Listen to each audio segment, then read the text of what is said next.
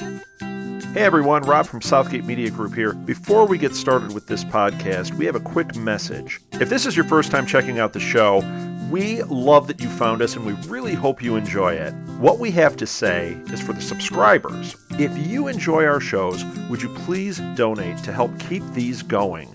We don't want to have to put traditional ads on these shows, but this does cost money. So we really do rely heavily on donations. To make a donation to the show, please go to our website, www.southgatemediagroup.com. Go to the page for the show, and in the upper right-hand corner is a donate button. It takes you right to PayPal, and you can donate whatever amount you want. Thanks a lot for listening, everybody. And now, on with the show.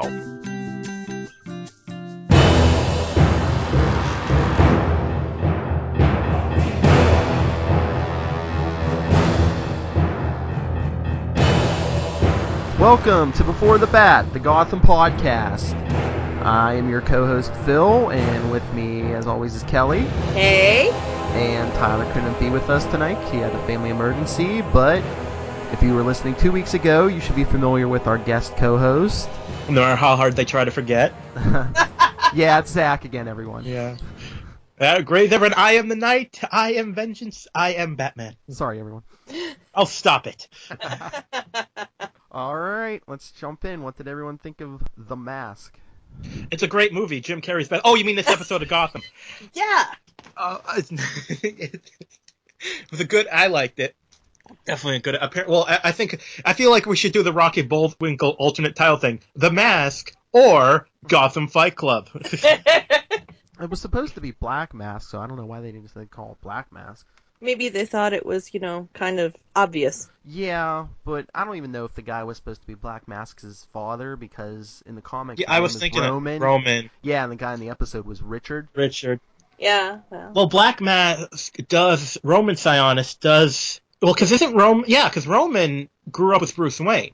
Well, not grew up, but he's. Yeah, the families were like friends. Yeah. Well, in public. Yeah, in public. Yeah, his parents just befriended the Waynes for like the social status it would bring them. I'm not even sure they know which one he is because they left it pretty much up in the air. Yeah, I love the character, but what was up with that mustache on the on the mask? Well, they have. Well, you're not going to say anything about the dreads in the back. It's Movember. Oh. It's Movember. Come on. Oh yeah.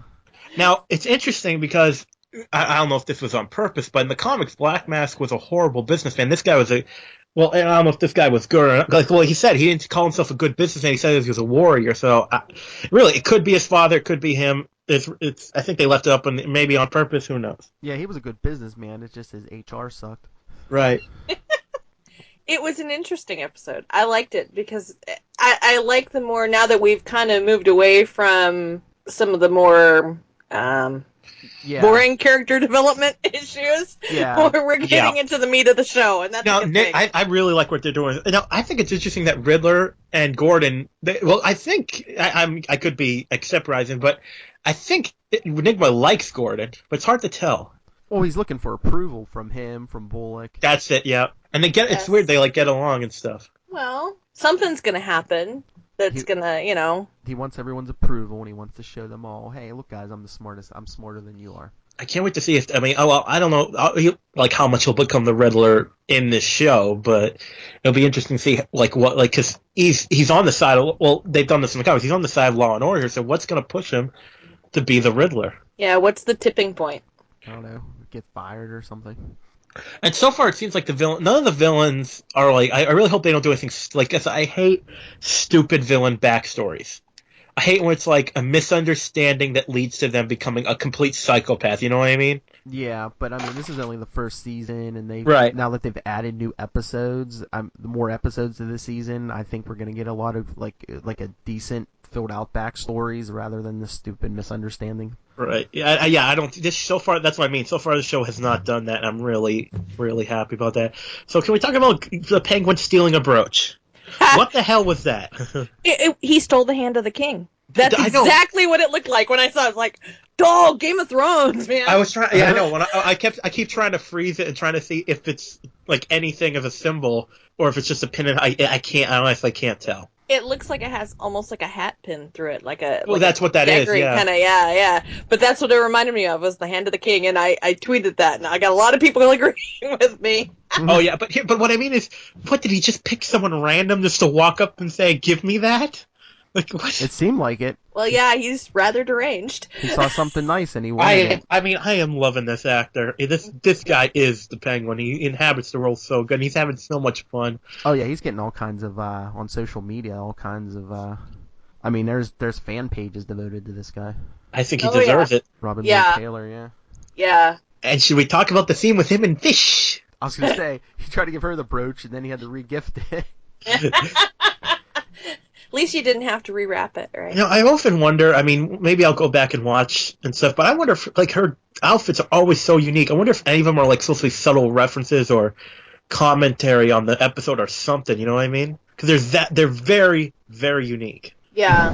She definitely has an eccentric style. She's the most comic booky character of the lot. She's not buying her clothes off the rack. No. Or she's having them altered, if she is.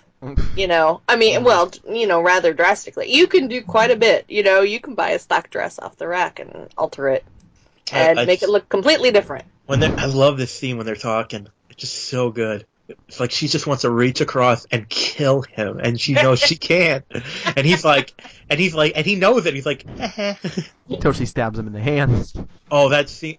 By the way, the guards in the back, a little slow in the uptake. I'm pretty sure you're supposed to draw faster than that if you get stabbed. It's like they're like, oh, we should pull our guns now. He's got a full minute to put his hand up to stop him. Yeah, well, maybe he's getting on their nerves too. Yeah. He's been rising through the ranks so quickly. He's gotta make him a few enemies within the camp. Oh, he already killed one of them. Yeah. Yeah. So, I mean, you know what I'm saying? He's gonna make a lot of enemies if he's rising that quickly. Oh, yeah. Now, the thing I cannot wait for, and I'm sure they'll do it, is her reaction when she finds out he's still working for Falcone. I want to see that so bad, when she realizes the whole time he was a triple agent. Yeah, because, I mean, he's on Falcone's good side, he's on Maroni's good side. Fish is going to be feeling pretty threatened. She's going to be feeling like fish food. Wah, wah. It's going to be really awful for her, because she's been played that once, you know? I'm seeing a gang war coming, if not the end of this season, maybe next season. I can't wait to see, because there's no way to, because some characters we know are not going to die because they have a future with Batman. She is completely created for the show. Yep. So they could kill her any time. And probably save themselves a lot of money. Yeah. Yep, well, from what I hear, it's tough having Will Smith and his entourage on. I'm sure he's visited the set at least once, too. Oh, probably. Yeah. Patton Oswalt, who actually once played the Penguin in a comedy video, said Will Smith doing Wild Wild West at the VMAs was one of the worst experiences of his career. Really? Yeah. Because of the entourage? Yeah. He apparently brings like 200 people. Oh, my heavens. That is a little excessive. How do you keep that many people quiet for a take? Sounds like a riddle. Yeah. I was a Wrapped raven, in a like a mystery. writing desk. And what about Gordon this episode? Oh, I love Gordon in this episode. He's just done. You know, it's like, I'm not going to pretend everyone's not corrupt anymore. Yeah, he knows it, and now he's willing to man up, and apparently so's his partner. So, well, his partner's because his partner fully expected to die. Yeah, like he's like, I'm gonna die a good guy. I'm good with that, and then he's still alive. It's like, oh crap. Now what do I do?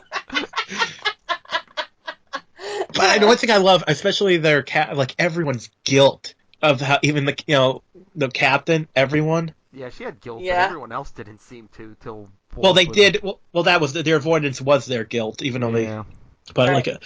And we of course have to talk about the amazing Carol Kane. Oh my God, she is just. This is so creepy, and she's like, put it on me. It's like, okay, can I put a list of things I never want my own mother to say to me? Well, not even her saying that. It's her leaning back and going, "Put it on me." It's like, but then she's telling the story. I was such a good. But again, I like how she's obviously a sadistic psychopath. Yeah. Like her son, but she's not I don't want not a bad, because obviously she's not a normal mother, but she's not like bad to him. You know what I mean?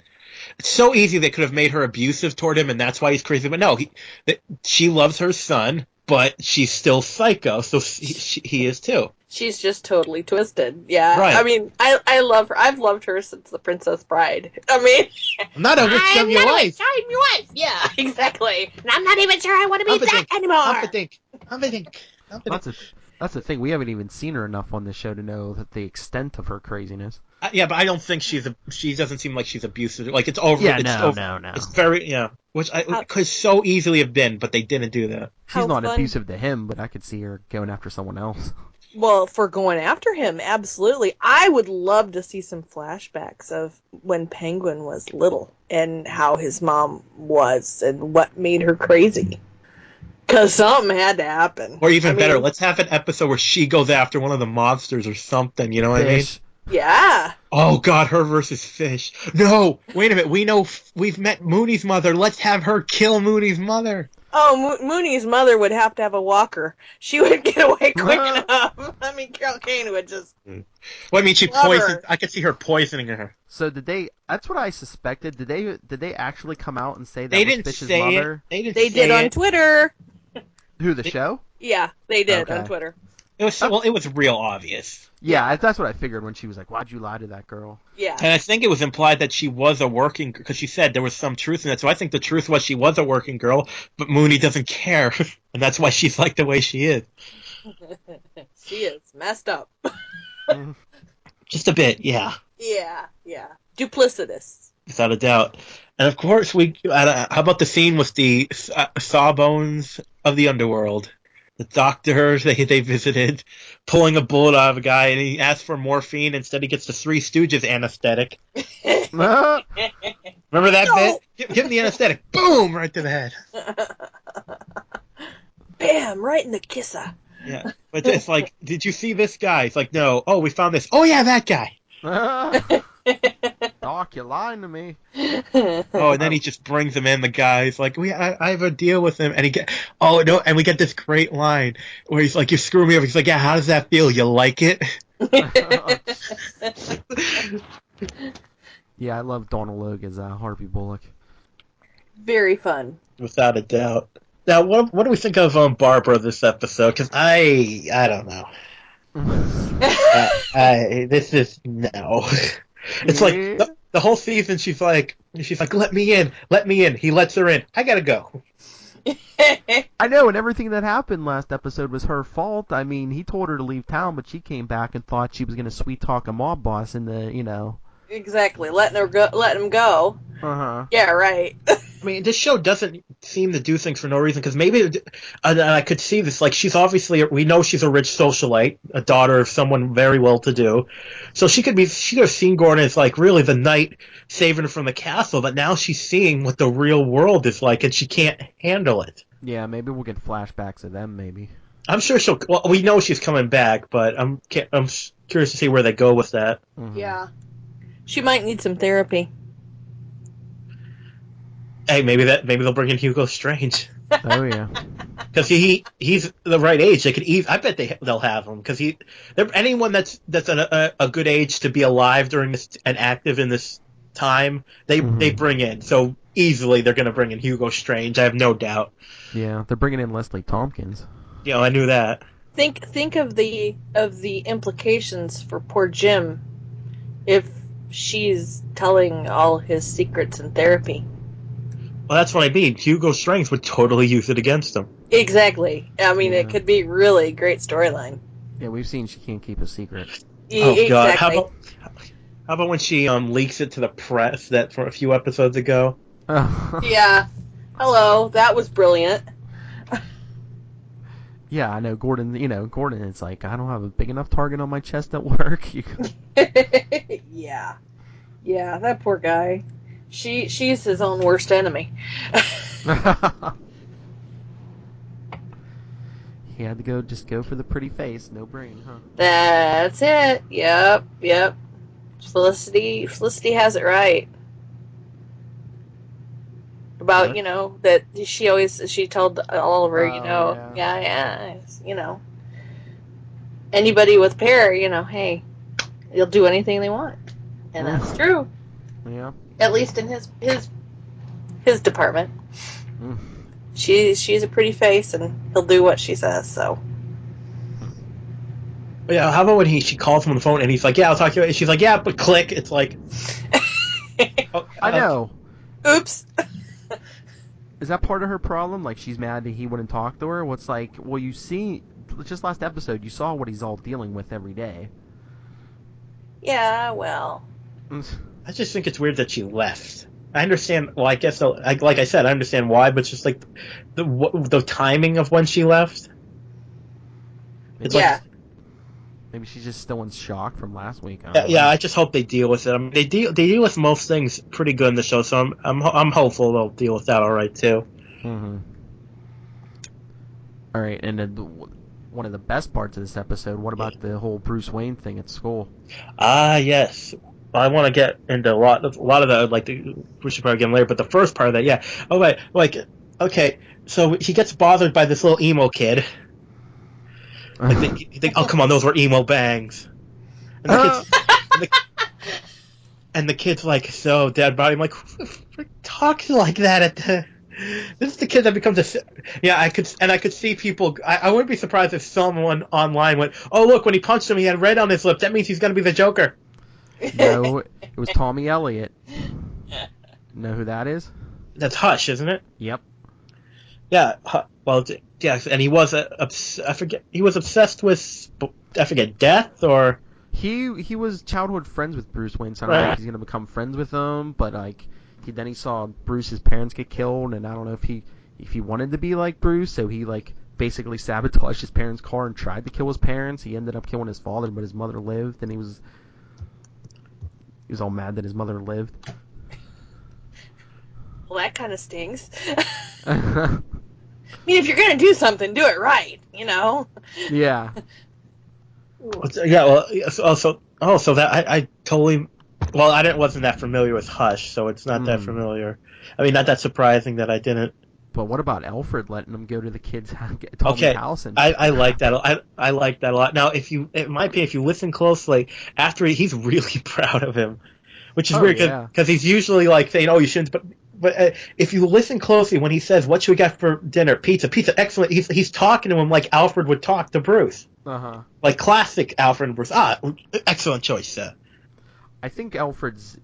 Of course, he doesn't know Batman's coming, but I think Alfred's seeing that Bruce is transforming into something. Indeed. Mentally.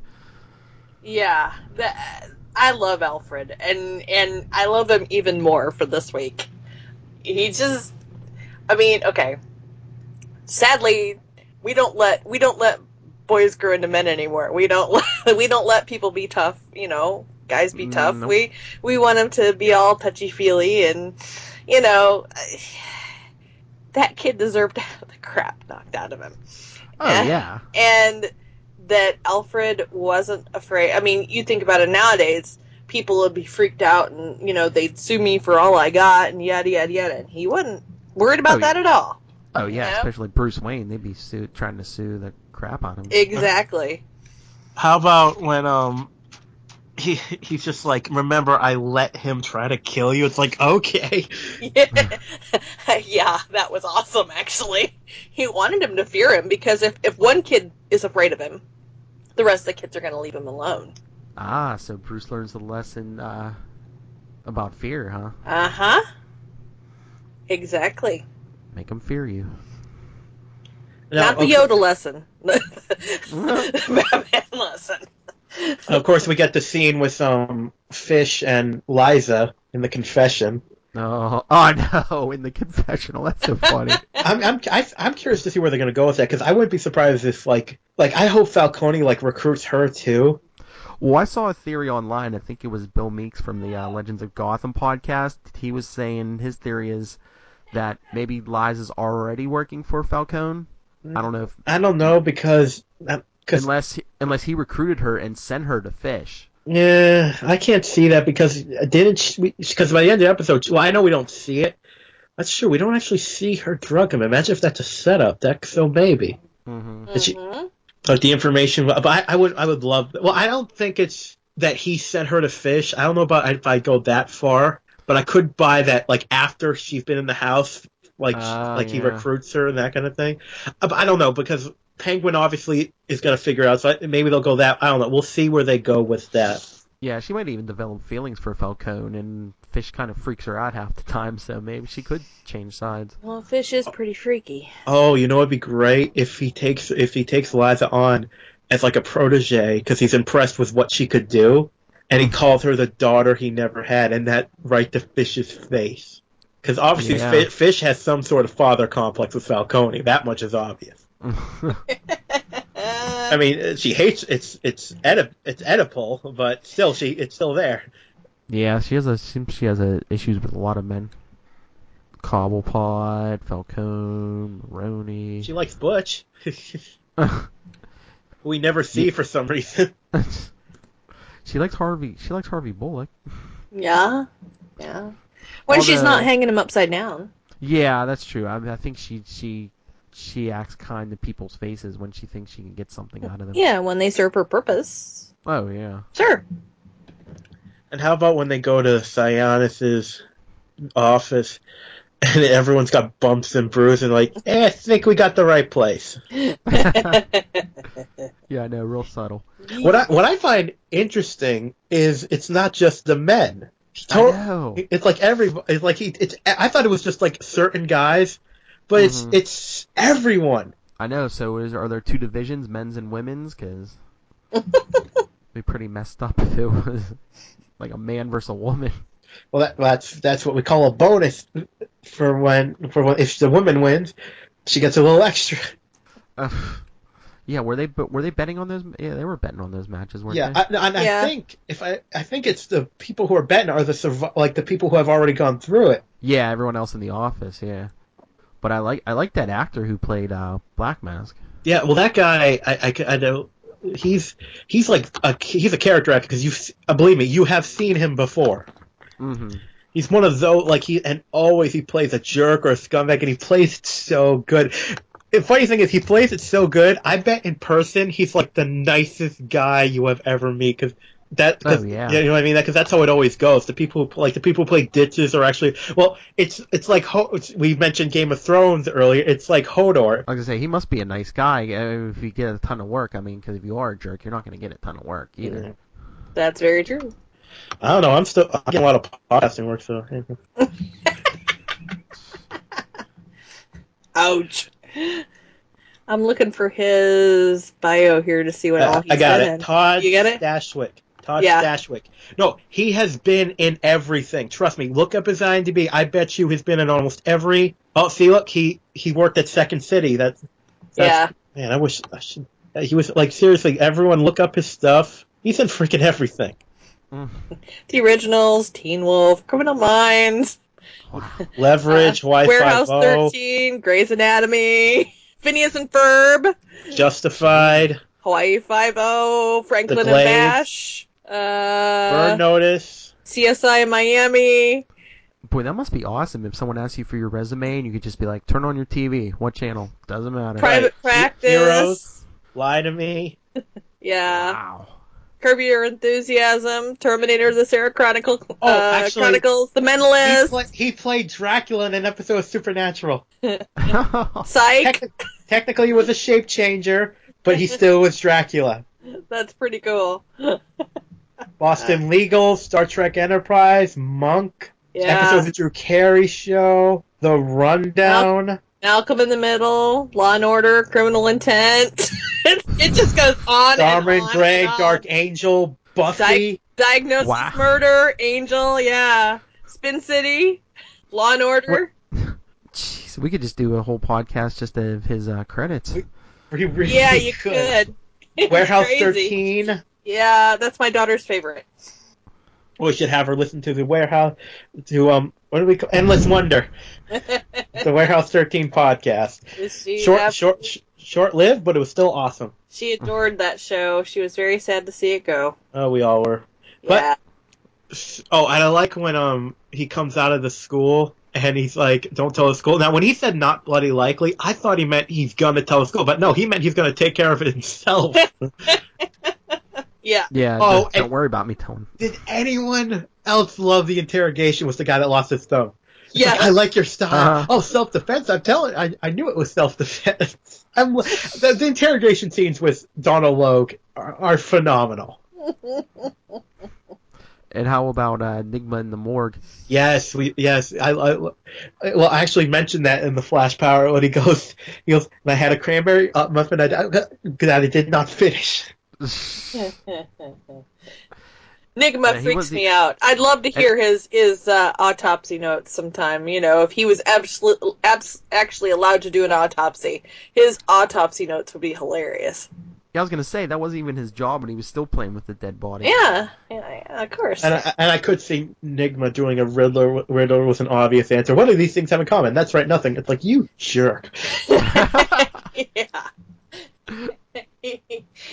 He's quite the character. I think I like him almost as much as I like Penguin. I like Penguin more, but as a character, but as an adaptation of the character, I'm loving Riddler. You know what I mean? Yeah. Mm-hmm. Yeah, he reminds me of the guys that used to work in the lab with my dad at the university. Enigma does. They were all just like that. Oh my. Yeah. That was in the 70s, and pocket protectors and the whole 9 yards, yeah.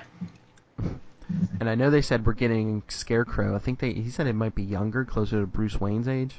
That could be interesting. No, he'll probably be like a psychology student or something, that kind of thing. Maybe. Oh, and come on, Catwoman coming out of the store. She's awesome. I love her. What a girl's gonna shop. No, I don't know if you guys have talked about this. I saw this weird post on Facebook a while ago, and I wasn't on the podcast, and so I didn't bring it up, but someone said that people were giving her crap, like bashing her and stuff for her looks or something. Oh, she's adorable in person.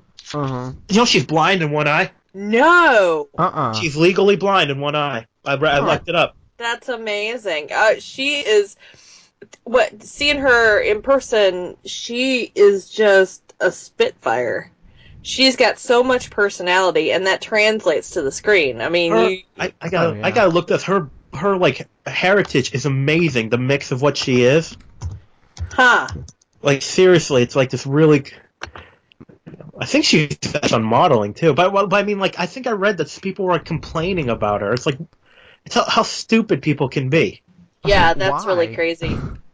Well, it's the internet, I guess. Yeah, that's the thing people gotta realize. Everyone's gonna say something really stupid. Yeah, don't go on the internet. It doesn't matter who you are. Yeah. Did you guys notice that the mask in the office, the red one that was up on the wall, looks like one of the emojis? What? Like on your phone? It does. The red mask that's hanging up on the wall. I've got an emoji on my phone that looks just like it. Oh yeah, I kind of wonder if they didn't do that on purpose. I really doubt it. And the girl who plays Catwoman, her name is Cameron Renee Bakondova, and she's a dancer. Yeah. Mm-hmm. Yeah, she's obviously a dancer. Oh yeah, just the way she moves. Yes. Like, she's got her own website. Yeah, I know we talked, like one of the first episodes, we were talking about how she was a dancer and that. Yeah, yeah. She should come on our podcast. Totally. Totally? Totally. Like, wow. Oh my god. I know. Now, how about, of course, this amazing scene where Bullock is just like, hey, how about some help? He's like, no, okay, I'll remember that next time your wife calls. Yeah. He's like, he's like, you can see Bullock is changing too. Yeah. Uh-huh. Yeah, exactly. Yeah, Gordon's bringing out the best in him. About time. Well, hey, we're still not even at the mid-season. No, I'm just saying. I mean, he's, an older guy. You'd think if he was gonna be a good guy, he kind of would have already, put down his roots before now, so... Yeah, but they showed... Yeah, that was a good cop at first, but this city beat him down. Yeah, So that obviously, can happen. deep down he sees a part of him in Gordon, probably. Yeah, he doesn't want Gordon to get beat down, like he was. That's true. That's true. And I just love that speech where he insults Gordon at the same time, saying they should help him. and then Alvarez goes, you'll still tell my wife. And he's like, yeah, I'll cover your wife. I love how she steps forward. She's like, I'll take some names. I'm curious to see how that's going to progress too, because they're not going to. I wonder where they're going to go from there. The cops are starting to get their guts back. Yeah, I mean, you don't want to turn everyone around too quickly. Well, yeah, I know that, but I wonder if bit by bit they're going to. Maybe. Yeah, you know what I mean? Mm-hmm. And then speaking of cops, we didn't see Alan or Montoya this episode. And that should be, well... I thought they were Gordon's new allies. Well, they probably are, but they don't want, this show does a really good job of not overdoing it with their ensemble cast. Well, I think they have so many characters, they can't overdo everybody. They could, but... They could, but, they try to give everybody equal time, I think, and then... That's what I mean. And, of course, we get this...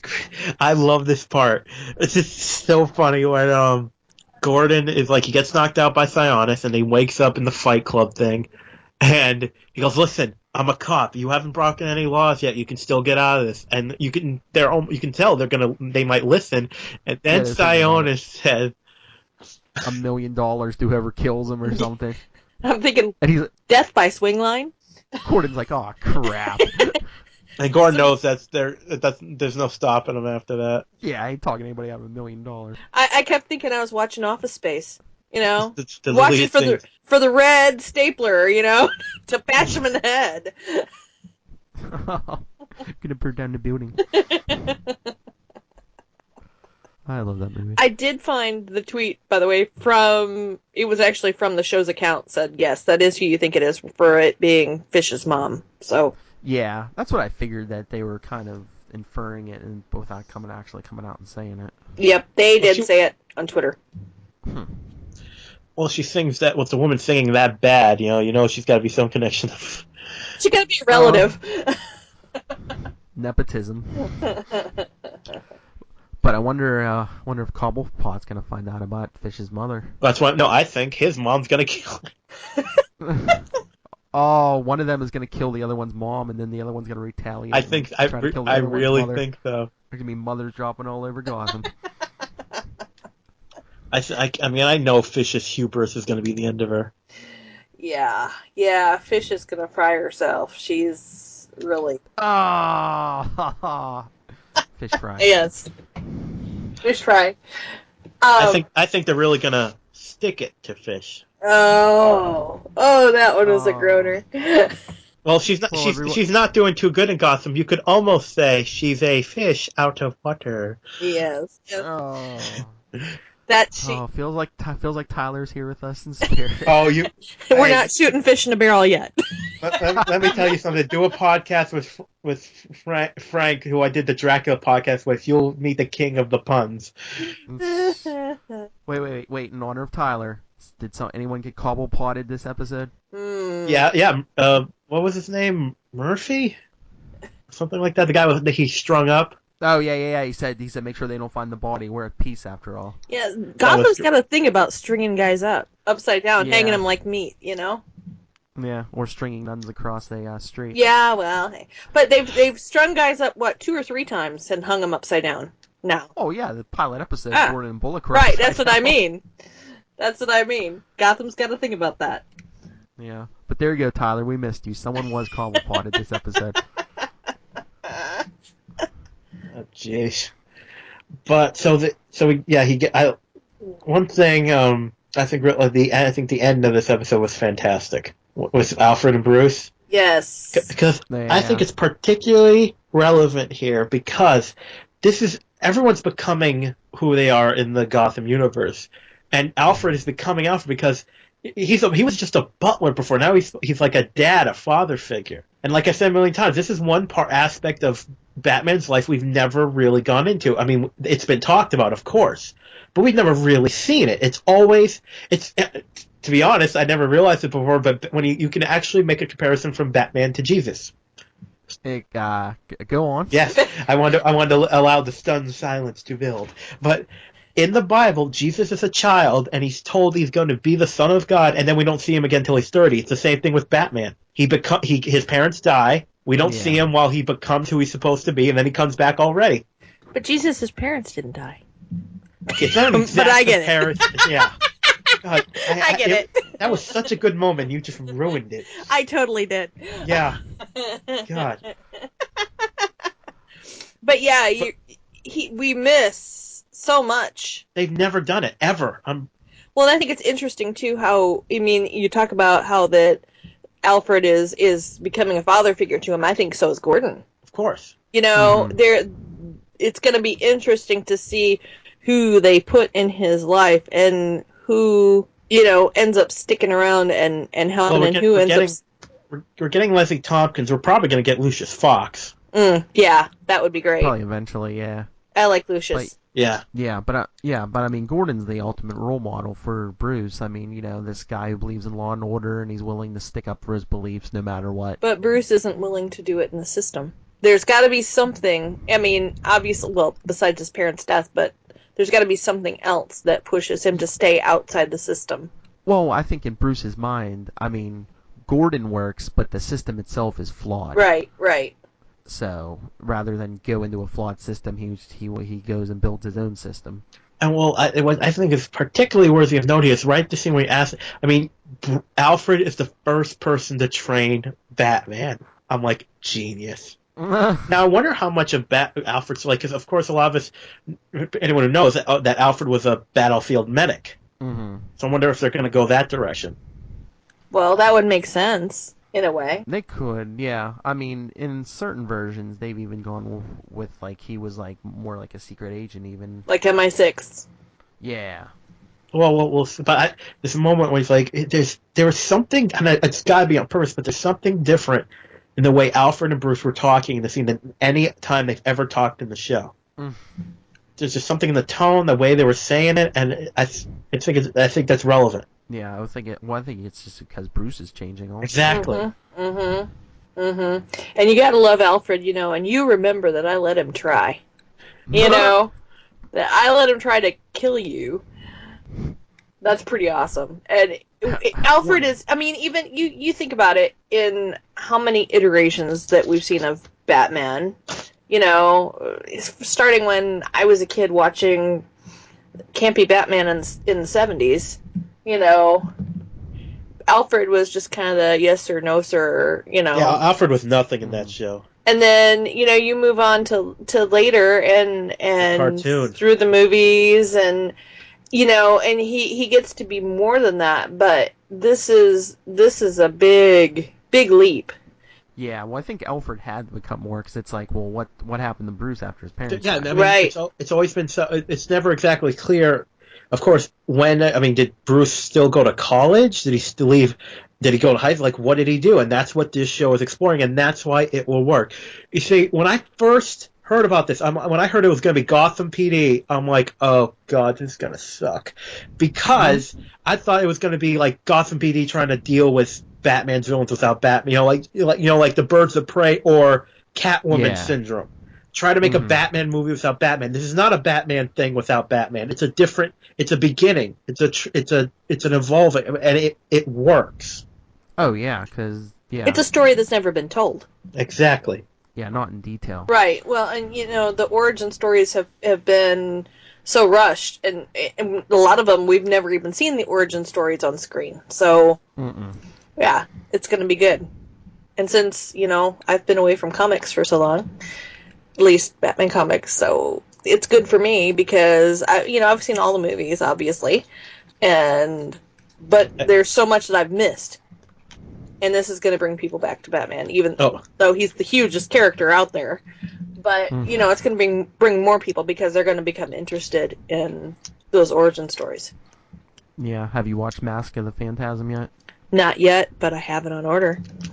Because that delves a little into his backstory also. Oh, that's a great scene with him and Alfred. Oh, when he first that's a great scene. When he first puts on the suit, yeah. Oh, you know, that was actually reviewed by Siskel and Ebert. What, Mask of the Phantasm? And they loved it.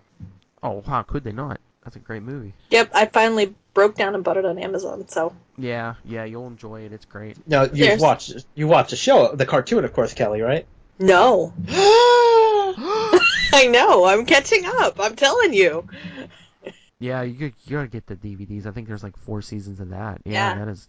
So, and in fact, I used to do, actually, the gentleman who used to do the music for Batman and Beyond used to be a client of mine when I worked at Sweetwater. So, you know, that was a good. Oh man, imagine if they found a way to have a Batman Beyond reference somehow. Like, hello, Bruce. This is Mr. McGinnis. Oh, jeez. I don't know. Mr. McGinnis would be pretty young too, because that's like what, 50 years in the future.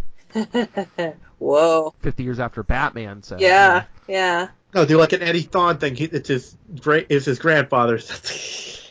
Yeah. Wow. Okay, we have anything else? No, I don't think so. Nope. I loved it. It was fun. All right. Well, everyone want to do their personal plugs before I do the social media for the show? Well, be sure to check out some of the great podcasts we got here. You can catch me on the Baker Street podcast and the Headless podcast, as well as the Flash Arrow Power Hour. I know, that's a great show. And, well, I don't know that there's this other guy on the show, kind of flat, you know, not that interesting. Don't talk about Tyler like that. Ouch. Where can they find you on social media, or do you? Do I social? Yes, I do. Yes, you do. Well, of course I do the Twitters. I live tweet every show I podcast for. And you got my personal Twitter, which is Inch from Insanity or Wolf Spirit 00. Search for either. I'm sure you'll be able to find little me. Well, you can find me on Twitter at Super Squint. That's I found you on Twitter. SuperSquint.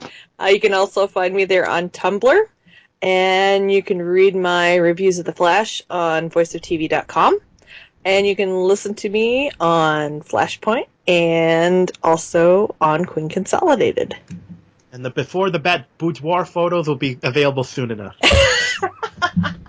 Phil did a very tasteful spread, I must say. Poor Mrs. Cobblepot. Worth a lot of money. Poor Mrs. Cobblepot. By the way, can I just say I love the way Carol Kane says bosoms. She had the big bosoms, and I denounced him to the secret police. Anyway, I'm Nightwing PDP on Twitter, and if you want to get a hold of the show, our email is beforethebat@gmail.com. Facebook is Before the Bat, the Gotham Podcast. On Twitter, we're at Before the Bat Pod. Instagram and Tumblr, we both share with that great show, Flash Arrow Power Hour. Instagram is Before the Bat _Flash Arrow Pod, and Tumblr is Before the Bat /Flash Arrow Pod. Hey, and don't forget to Monday nights, check out Before the Bat Pod on Twitter, and I will be live tweeting with you all. And the puns will be flying. That they will. And does anyone remember Tyler's Twitter? Is it JTyPatrick? Yeah, JTyPatrick. Okay. Yep. Please follow young Mr. Patrick as Tyler Patrick as well. All right. Anything else? No, I think that sums it up. Yep. All right. And you know what we got to say. Right. Same bat time. Same bat channel. The Gotham Podcast.